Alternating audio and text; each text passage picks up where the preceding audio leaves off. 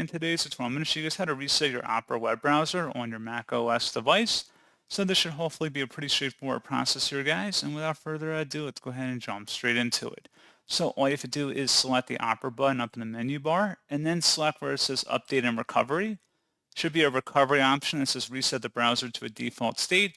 If the browser isn't running well, resetting it to default might help. You can choose to preserve your personal data and only reset settings, or to perform a fully fresh reinstall.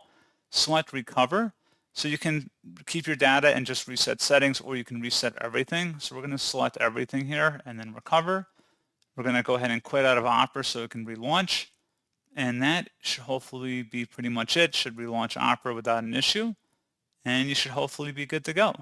So as always, thank you guys for watching this brief tutorial. I do hope that was able to help you out, and I do look forward to catching you all in the next tutorial. Goodbye.